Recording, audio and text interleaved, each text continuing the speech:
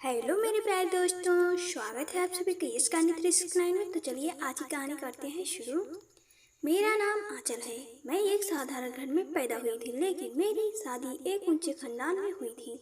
मेरी सहेलियां तो जलन के मारे लाल पीली हो रही थी और मैं खुद को खुशकिस्मत समझ रही थी, क्योंकि मेरे पति भी किसी फिल्म अभिनेता से कम खूबसूरत नहीं थे। गिन गिन कर मैंने दिन गुजारे थे। खैर, वो समय भी आ गया जब मैंने अपने कुटिया जैसे घर से निकलकर महल की रानी बन गई थी। शादी के इस पड़ाव में मेरे पति ने मुझे अपना भरपूर साथ दिया था। मैं बहुत खुश थी, लेकिन कहते हैं कि हर फूल के साथ एक कांटा भी होता है।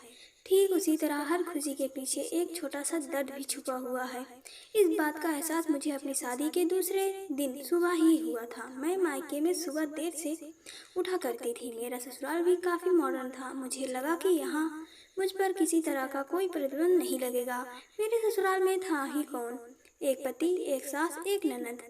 इसलिए मैं घोड़े बेचकर सो रही थी। तभी अचानक किसी ने हमारे कमरे का दरवाजा जोर जोर से खटखटाया था, जैसे कोई भूचाल आया हो। मेरे पति अजय, वो भी घबरा कर उठ गए थे। मैं भी आंख मलती हुई उठकर बेड पर बैठ गई थी। दरवाजे पर दस्तक बढ़ती ही चली जा रही थी। अजय ने जल्दी से दरवाजा खोला तो सामने मेरी ननद नीता खड़ी थी। वो अपने भाई के पीछे पीछे मेरे पास पहुंची और आवाज देकर बोली, भाभी, आप अभी तक सो रही हैं? जल्दी से उठिए, मुझे आपके साथ हाथ से बना नाश्ता करना है। मेरी सभी सहेलियां अपनी भाभीियों के हाथ से नाश्ता करती हैं। अचानक हुए इस हमले से मैं घबरा गई थी। नीता के पीछे मेरी सास भी पहुंच गई थी। वो नीता को डांट रही थी, नीता, ये क्या बचपना है बेटा, अभी तो बहू ने मीठा भी नहीं बनाया। तो नीता बोली, भाभी, पहले मीठा बना लेगी, फिर मेरे लिए नाश्ता। फिर वो बोली, भाभी, आप 15 मिनट में फ्रेश होकर किचन में आ जाओ, मुझे ना बहुत जोरों की भूख लगी है। सास और ननद के जाने के बाद मैंने अजय की तरफ मदद भरी नजरों से देखा था। वो बहन की इस हरकत पर मुस्कुरा रहे थे। मुझे बहुत गुस्सा आ रहा था, इसलिए मैं बोली, सुनिए, मुझे नीता की हरकतें बिल्कुल भी अच्छी नहीं लगी। उसे समझाइए कि मैं इस घर की बहू हूँ, नौकरानी नहीं। मेरे इस बात पर अजय हैरान हो गए थे। वो काफी संयमित आवाज में बोले, आंचल, आज तो तुमने ऐसी बात कर ली, लेकिन मैं दोबारा तुम्हारे मुंह से ऐसा कुछ ना सुनूं। नीता मुझे मेरे बच्चे जैसी है। पिताजी की मृत्यु के बाद मैंने उसे बाप बनकर पाला है। अगर तुमने आज के बाद नीता की कोई भी बात मानने से इनकार कर दिया तो मैं तुम्हारा हाथ पकड़कर हमेशा हमेशा के लिए मायके छोड़ आऊंगा, समझी? अजय की बातें सुनकर मेरी आंखें भीग गई थी। भला कोई नई नवेली दुल्हन के साथ ऐसा पेश आता है। मैं तरोताजा होकर किचन में चली गई थी, जहाँ नीता के फरमाइशों की लंबी लिस्ट तैयार थी। मैंने उसकी मर्जी के अनुसार सब कुछ बना दिया था। वो उम्र में मुझसे सिर्फ 1 साल ही छोटी थी। वो अभी इतनी भी बच्ची नहीं थी कि उसे ये भी न पता हो कि नई नवेली दुल्हन के साथ कैसे बर्ताव किया जाता है। उसके मन में 100 तरह के सपने सजे होते हैं। खैर, फिर तो मुझे हर चीज की आदत सी हो गई थी। मुझे समझ में आ गया था कि इस घर में नीता का ही सिक्का चलता है। मैं भी अजय की खातिर नीता से प्यार मोहब्बत से पेश आती थी। हमारी शादी को 2 साल हो गए थे, लेकिन अभी तक भगवान ने हमें औलाद की खुशी से दूर रखा था। मैं औलाद के लिए भगवान से दिन रात प्रार्थना करती थी। मुझे पूरा यकीन था कि जब मेरे बच्चे होंगे तो नीता का लाड प्यार कम हो जाएगा, लेकिन डॉक्टर ने कहा था, टेंशन से दूर रहेंगी तभी माँ बन पाएंगी। हम शादी के बाद हनीमून पर नहीं गए थे, लेकिन इसलिए मैं हनीमून पर जाना चाहती थी। लेकिन अजय अपने व्यस्त कार्यक्रम से इतना समय नहीं निकाल पा रहे थे कि हम हनीमून पर जा सकें। मैं उसके पीछे पड़ी रहती थी तो वो मुस्कुराकर टाल देते थे। आखिर में उन्होंने मेरी बात मान ली। वो बोले, हम हनीमून पर जाएंगे। मैं बहुत खुश थी। सारा दिन तैयारियां करती रही। रात के खाने के समय उन्होंने मेरी सास को बताया। बोले, हम 3 सप्ताह के लिए हनीमून पर जा रहे हैं माँ। ये सुनकर तो उछल ही पड़ी थी। बोली, वाह भैया, मुझे भी जाना है। मेरी सभी सहेलियां भी घूमने गई हैं, मुझे भी अपने साथ ले चलो। मेरी सास ने नीता को आंख दिखाई थी, तब जबकि अजय मुस्कुरा रहे थे। वो बोले, जरूर चलेंगे गुड़िया। अब मेरे सब्र की इंतहा थी। आखिर मैं बोल ही पड़ी, नीता अपनी सहेलियों से पूछना तो, क्या वो अपने भैया भाभी का हनीमून खराब करने गई हैं या फैमिली टूर पर। नीता मेरी बात सुनकर रोने लगी थी, जबकि मैं डाइनिंग टेबल से उठकर अपने कमरे में आ गई। मुझे अजय से बहुत डर लग रहा था कि अब वो मुझ पर चीखेंगे चिल्लाएंगे, लेकिन ऐसा कुछ नहीं हुआ। वे कमरे में आए और चुपचाप सोने के लिए लेट गए थे। जब सुबह हुई तो उन्होंने मेरा पैक किया हुआ सामान कार में रखा और मुझे चलने को कहा। मेरी तो खुशी का ठिकाना ही नहीं रहा था। मुझे तो लगा था कि मैं जीत गई। अब नीता मेरी खुशी के बीच कभी नहीं आएगी। लेकिन ये क्या, अजय ने मेरे मायके के गेट पर कार रोककर कहा, यहाँ पर उतर जाओ, तुम्हारा स्टॉप आ गया है। मैं अनजान बनकर उनकी तरफ देखने लगी तो वो बोले, मैं, माँ और नीता ऊटी की सैर पर जा रहे हैं। तुम्हें घर पर अकेला छोड़ना ठीक नहीं था, इसीलिए इधर छोड़कर जा रहा हूँ। जब तक तुम्हारी अकल ठिकाने पर नहीं आती तब तक तुम यहीं पर रहोगी। वो सब नहीं थे, तीर थे जिन्होंने मेरी आत्मा को छलनी कर दिया था। मैं सूजी हुई आंखें लेकर घर में दाखिल हुई तो माँ ने मुझे गले से लगा लिया। 2-3 शुरू कर दिए। वो मेरी परवरिश पर माँ का बहुत मजाक उड़ाती थी कि बेटी की कैसी परवरिश की है कि 2 साल भी ससुराल में टिक ना सकी। कुछ ही दिन बीते होंगे कि मेरे भाई ने भी कह दिया, आंचल अब तुम यहाँ मेहमान तो रही नहीं। मेहमान तो 2-3 दिन का होता है, लेकिन तुम तो यहाँ काफी दिन ठहर गई हो, तो अपने भाभी के साथ काम में मदद किया करो। मुझे उन सबका बर्ताव बहुत दुख दे रहा था। 2 वक्त की रोटी के लिए भी मुझे मजदूरी करनी पड़ रही थी। हमारे रिश्तेदार भी घर आकर 100 बातें सुनाकर चले जाते कि आंचल का तो अपने ससुराल में दिन ही नहीं लगता। पता नहीं क्या चक्कर है उनकी। इन्हीं बातों से तंग आकर मैं 2 महीने बाद अपना सामान उठाकर ससुराल चली आई। मेरी सास ने मेरा जोरों से स्वागत किया था, जबकि नीता मुझे वहां देखकर परेशान हो गई। वो बोली, भाभी आपने तो बिना वजह आने की तकलीफ की। मैं तो भैया के लिए दुल्हन ढूंढ रही हूँ। उसकी बात सुनकर मेरा दिल दहल गया था, क्योंकि होना तो वही था जो नीता कहती, लेकिन मेरी सास ने नीता को कड़ी डांट से चुप करा दिया था। जब अजय ऑफिस से वापस आए तो मुझे देखकर बिल्कुल भी खुश नहीं हुए थे। मेरी इज्जत 2 कौड़ी की बनके रह गई थी। लेकिन मैं अपने मायके से जिंदगी भर का सबक सीख कर आई थी कि शादी के बाद एक औरत की इज्जत सिर्फ उसके ससुराल में होती है। इसी वजह से मैं नीता को खुश रखने लगी। मुझे इस तरह नीता के आगे पीछे घूमते देखकर अजय का भी मेरे प्रति रवैया ठीक हो गया था। मैं औलाद के लिए दुआ करते नहीं थकती थी। अजय भी बच्चों के इच्छुक थे, मगर ये देर भगवान की तरफ से ही थी। हम दोनों तो फिट थे। उधर नीता मुझे तकलीफ देने की हर संभव कोशिश करती थी, लेकिन मैंने देखा था कि आजकल उसका मूड कुछ अलग ही था। वो दिन भर अपने कमरे में ही रहती और हर वक्त सज धज कर रहती थी। 2-2 घंटे के लिए घर से गायब हो जाती थी। मैंने भी उसका 2-2 घंटे के लिए घर से गायब हो जाती थी। मैंने भी उसका राज जानने की ठान ली थी। उसके लिए मुझे बहुत मेहनत करनी पड़ी थी, लेकिन आखिरकार सच कब तक छुप सकता था। तो आखिरकार बात ये थी कि नीता का किसी के साथ चक्कर चल रहा था। हमारे एरिया में एक नया लड़का आया था, ठीक ठाक कद गहरा, काला रंग और कपड़ों से भी वो गरीबी घर का नौजवान लग रहा था। उसमें ऐसी कोई खूबी नहीं थी जिसकी बदौलत उससे मोहब्बत की जाती, लेकिन पता नहीं नीता की आंखों पर कैसी पट्टी बंधी थी। मैं सारे मामले का बहुत मजे से लुत्फ उठा रही थी। हर शाम को नीता को एक लिफाफा थमा के चला जाता। उसके बाद नीता कई घंटों तक अपने कमरे में बंद हो जाती थी। मैं अपने पति को उसकी प्यारी बहन का असली रूप दिखाने का फैसला किया था। इसलिए जब भी अजय और मैं एक साथ बैठते तो मैं उससे यही कहती कि नीता के लिए कहीं अच्छी जगह रिश्ता ढूंढ लें।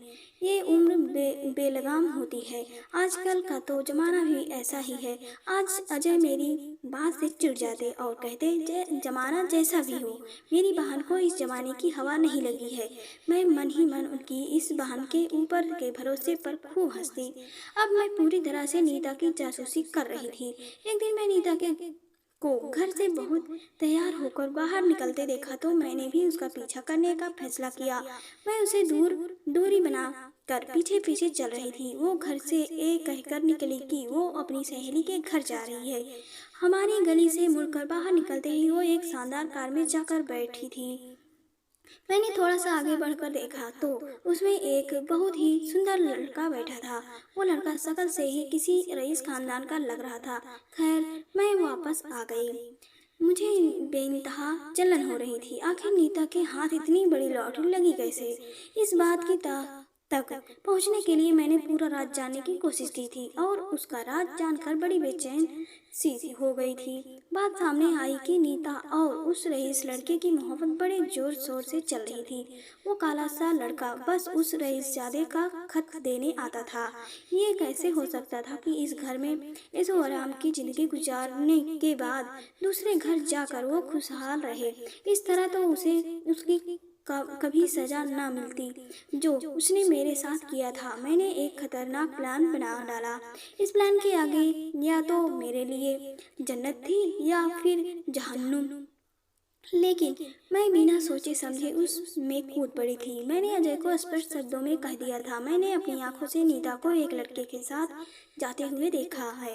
मेरी बात सुनकर उन्होंने बहुत हंगामा किया था, मुझे बुरा भला कहा, लेकिन मैंने हार नहीं मानी थी। मैंने हर रोज थोड़ा थोड़ा जहर अजय के कानों में डालती गई। एक दिन वो रईस लड़का नीता से मिलने के बाद गली में उसे छोड़ने के लिए आया। फिर दोनों का कार का गेट पकड़कर बातें करने लगे थे। तभी मैंने अजय को फोन करके घर बुला लिया था और मैं उनको अपने साथ छत पर लेकर गई। तब तक वो रईस लड़का जा चुका था। वो सांवले रंग वाले लड़के के साथ राकेश को नजर आई। मैंने राकेश को कहा, आप गेट के पीछे छुपकर हमारी बात सुनो। उनका रंग तो गुस्से से लाल हो रहा था। वो मेरे पीछे चले आए थे। नीता जैसे ही घर में दाखिल हुई तो मैंने उसे गुस्सा दिलाने के लिए कहा, नीता, मैंने देख लिया है कि तुम कहाँ से आ रही हो। तुम्हें जरा भी शर्म नहीं आई? तुमने तो अपने भाई के चेहरे पर काली पोत दी है। वो हमेशा की तरह मुझ पर रोब झाड़ते हुए बोली, हाँ, मिलकर आई हूँ। उस लड़के से मेरा और उसका चक्कर चल रहा है। इसी तरह मैं उस लड़के से रोज मिलने जाती तो भी इसकी आंखों में सोकर और उसका चक्कर चल रहा है। इसी तरह मैं उस लड़के से रोज मिलने जाती हूँ। वो भी सबकी आंखों में धूल झोंकर जान लिया सब कुछ, अब खुश। लेकिन ये सब जान के भी आपको कोई फायदा नहीं होने वाला, क्योंकि आपकी बातों पर कोई यकीन नहीं करेगा। भाई को तो बता देगी तो वो आपको तलाक देकर घर से निकाल देंगे, मगर मुझ पर शक नहीं करेंगे क्योंकि वो मुझ पर आंख मूंद कर विश्वास करते हैं। नीता की बातें सुनकर अजय गेट के पीछे से निकल कर आए थे। उन्होंने थप्पड़ मारकर नीता का चेहरा लाल कर दिया था। मेरी सास भागकर अपनी बेटी को बचाने आई थी। अजय बोले, अंधा भरोसा करता हूँ मगर अंधा नहीं हूँ। अजय, अगर आज पिताजी जिंदा होते तो वो अपने हाथों से तुम्हें मार देते, लेकिन मैं तुम्हारी जान बख्श रहा हूँ। फिर तो सब कुछ एक झटके में ही हुआ था। अब अजय ने पंडित जी को बुला लिया और उस सांवले लड़के को भी थप्पड़ मार मार कर घर ले आए थे। उस सांवले लड़के ने हमारे घर आकर वही सब कहा था जो मैं उसे सिखा कर आई थी।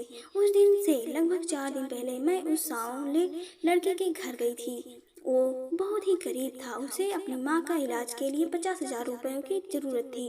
चाहे तो वो उस रईस लड़के के माँ से मांग सकता था, लेकिन वो उसके पिताजी के पास नौकरी करता था और मैंने इसी बात का फायदा उठाते हुए उसे 1 लाख रुपए देकर खरीद लिया था। इस तरह उसने वो सब कुछ कह दिया जो मैं उसके मुंह से उड़ाना चाहती थी।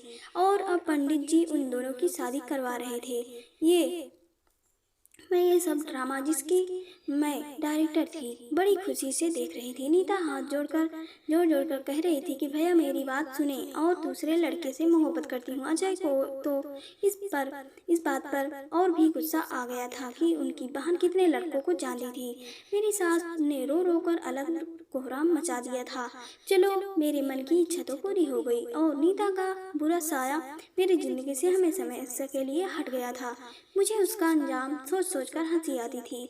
उसने शादी के बाद मेरे साथ बहुत बुरा किया था, अब उसके साथ बुरा हो रहा था। वो तो लोगों के बर्तन मान मान कर पेट भरती होगी। नीता की इस घटना के बाद मेरी सास पूरी तरह से टूट गई थी और मैं शेरनी बन गई थी। अपनी सास से पूरे घर के काम करवाने लगी थी। इन्हीं दिनों में भगवान ने मुझे औलाद की पहली खुशी दी।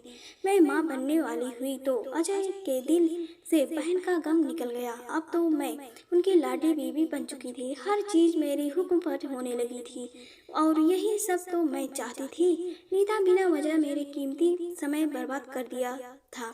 खैर, अब तो घर के बर्तन तक मैं अपनी सास से धुलवाती थी। देखते देखते मेरे 8 महीने पूरे हो चुके थे। अब ये मेरे आराम के दिन थे, लेकिन मेरी सास ने तो एक अजीब नाटक शुरू कर दिया था। कभी उन्हें चक्कर आ रहे होते तो कभी उन्हें उल्टी होने लगती थी। वो पूरा दिन परेशान रहने लगी थी। अब तो उनका बेटा भी उनकी सेवा में लगा रहता था। मेरी भी हालत ऐसी हो गई थी कि कोई काम नहीं कर पाती थी। अब मेरी सास तो पूरी तरह से बेड पर आराम करती रहती। मैं सोचती थी कि वो ये सब नाटक कर रही है। डिलीवरी के पास आने पर मैंने अजय से अपनी माँ के घर जाने की इजाज़त मांगी तो कुछ सोचने के बाद पति ने मुझे परमिशन दे दी। मैं आराम करने के लिए अपनी माँ के घर पहुँच गई थी। दुनिया में केवल माता ही निस्वार्थ भाव से प्यार करती है। मेरी माँ ने दिल से मेरा स्वागत किया। वो तो मुझे बेड से उतर कर पानी तक नहीं पीने देती थी। कुछ दिनों तक तो मेरी भाभी भी मुझे बिठाकर खाना खिलाती थी, लेकिन वो अब बहाने बना के मुझसे काम करवाने को कहती थी। एक दिन मेरे हाथ में झाड़ू पकड़ाकर बोली कि घर में झाड़ू पोछा कर दो, इससे तुम्हारी डिलीवरी आसान से हो जाएगी। मैंने शिकायत भरी नजरों से माँ की तरफ देखा तो वो मुझे बहुत बेबस नजर आई थी। मैंने बड़े गुस्से से झाड़ू पकड़ ली और इधर उधर जोर जोर से मारने लगी। तभी ना जाने किस बुरे समय में मेरा पैर मुड़ गया और मैं सीढ़ियों से गिर गई। मुझे कुछ होश ही नहीं रहा था। मुझे कुछ भी मालूम नहीं पड़ा कि कब मुझे डॉक्टर के पास ले गए और कब मेरा इलाज शुरू हो गया था। कई घंटों की बेहोशी के बाद मुझे होश आया तो मुझे बहुत हल्का हल्का सा महसूस हो रहा था, जैसे मेरे शरीर में एक हिस्सा अलग हो गया हो। मैंने जल्दी से अपने पेट की तरफ देखा तो मैं समझ गई। मैं खुशी से अपनी माँ को आवाज़ लगाई और कहा, माँ, मेरा बच्चा कहाँ है? बेटा हुआ है या बेटी? मेरी बातें सुनकर माँ रोने लगी। उनके रोने से मैं डर गई। मैं चीख चीख कर नर्सों से अपने बच्चे के बारे में पूछने लगी। तब मुझे लेडी डॉक्टर ने बताया, भगवान ने आपको बेटा दिया था, मगर हम उस बच्चे को बचा नहीं पाए। अब तो शायद आप कभी भी माँ नहीं बन पाएंगी। मैं छटपटा रही थी कि जोर जोर से रोने लगी। इसलिए उन्होंने मुझे आराम का इंजेक्शन लगा दिया था। फिर ये तो होता कि जैसे ही मुझे होश आता मैं चीखने लगती। फिर मुझे दोबारा नींद का इंजेक्शन लगा दिया जाता। 3 दिन बीते होंगे जब मैंने होश आते ही सास की आवाज़ सुनी थी तो वो किसी को बेटा होने पर बधाई दे रही थी। मैं यूं ही आंखें बंद करके लेटी हुई थी। तभी मुझे नीता की आवाज़ सुनाई दी तो मैं तुरंत अपनी आंखें खोल दी। मैंने देखा नीता का बेड मेरे बेड के एक बेड की दूरी पर पड़ा था। वो एकदम खुशी से अपने बच्चे को गोद में लेकर चूम रही थी। मेरी सास उन दोनों को देखकर बहुत खुश हो रही थी। वहाँ अपनी सास को देखकर मुझे समझ आ गया था कि वो भी हमारी आंखों में धूल झोंक रही थी। वो हमें धोखा देकर अपनी बेटी से मिलती थी, लेकिन नीता, वो तो एक बार फिर मुझसे जीत गई थी। उसने अपने बच्चे को जन्म दिया था और मैंने खो दिया था। मैं नर्सों की नज़र बचाकर अपने बेड से उतरकर नीता के बेड के पास चली गई थी। मैं रो रही थी। मैंने नीता से कहा, नीता, तुमने शादी के बाद मेरे साथ बहुत बुरा किया था, मेरे साथ बहुत दुर्व्यवहार किया था। जब मैंने तुम्हारे साथ थोड़ा सा बुरा किया तो भगवान ने मेरी औलाद छीनकर तुरंत बदला ले लिया, जबकि तुम तो आज भी खुश हो। मुझे देखकर तो वो गुमसुम हो गई थी, उसकी आंखें भी नम हो गई थी। नीता बोली, भाभी, आप मुझे जरा भी पसंद नहीं थी। मैं चाहती थी कि आप मेरे भैया से दूर हो जाओ। भैया सिर्फ और सिर्फ मेरा ख्याल रखें, मुझसे प्यार करें। इसी वजह से मैं हर तरह की कोशिश करती थी कि आपको तकलीफ दूं, ताकि आप भैया को छोड़कर चली जाएं। आपसे मैंने जो कुछ भी किया उसकी सज़ा मुझे मिलनी ही ही मिलनी थी, और मिली भी मैंने आपकी ज़िंदगी बर्बाद की। और मेरे पति ने मेरी और वो हर घड़ी मुझ पर शक करता था कि कहीं मैं उस लड़के के साथ भाग न जाऊं जिससे मैं मोहब्बत करती थी। इसलिए मुझे मारता था, पीटता था, मुझसे लोगों के घरों में काम करवाता था। भाभी, इस दुनिया में हर इंसान को उसके अपराध की सज़ा जरूर मिलती है। मेरा अपराध बदनामी का था, जिसकी सज़ा मुझे मिल गई। आपका अपराध मुझ पर झूठा इल्ज़ाम लगाने का था। आपने मुझसे मेरे घर वालों का प्यार भी छीन लिया और मुझसे मेरी मोहब्बत भी। भगवान ने आपसे आपकी औलाद छीन ली। हमारा हिसाब बराबर हो गया, लेकिन मेरी माँ इस सब में बेकसूर है। इसका ख्याल रखिए, इनके पेट में अल्सर हो गया है, खाया पिया हजम नहीं होता, इससे कैंसर होने का भी डर है। आप अब एक और पाप अपने सिर पर मत लें। भगवान के लिए इन पर दया करें, शायद इनकी दुआ आपको लग जाए और भगवान आपको फिर से माँ बना दे। रीता की बातें सुनकर मैं कांपने लगी थी। मुझे मालूम पड़ चुका था कि मुझसे कहाँ गलती हुई थी। मैंने भगवान के बनाए इस संसार को अपने हाथों में लेने की कोशिश की थी। उनको अपना बदला लेने देती तो क्या हो जाता।